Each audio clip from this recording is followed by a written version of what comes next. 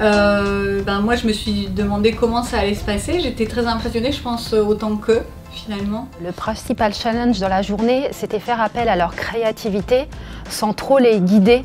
Et ça, je pense que c'était la plus grosse difficulté, de ne pas faire à leur place, mais de laisser place justement à leur propre personnalité. Le conseil qu'on a pu leur donner pour la présentation notamment, c'était que chacun participe. C'est le conseil essentiel qu'on a essayé de leur... et que c'était plus intéressant justement si tout le monde participait et tout le monde donnait son idée. L'autre conseil qu'on a pu leur donner, c'est vraiment de s'exprimer, que toute idée était bonne à dire et qu'il ne fallait pas en avoir honte et qu'elle pouvait être travaillée à partir du moment où on y croyait à cette idée. Donc moi je me suis occupée de l'Instagram de Sakura. J'ai pu voir comment il va poster ses posts et comment il va se rapprocher de sa communauté. Au début j'étais sceptique parce que je n'aime pas trop travailler en équipe, parce que les coachs nous aidaient, c'était un travail d'équipe.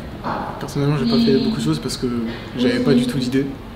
On les retrouve bien, je trouve. Oui. On les retrouve bien dans leur attitude de groupe. Et Lorenzo il était un peu plus en retrait. Alors il dit qu'il manque d'idées, je pense que c'était pas du tout vrai. Et Abigail, elle était très proactive. Moi je suis contente de retrouver justement ce que je pensais leur avoir transmis, c'est-à-dire l'esprit d'équipe. Et puis Abigail, c'est quelqu'un qui avait beaucoup d'idées, qui était contente de découvrir d'autres métiers.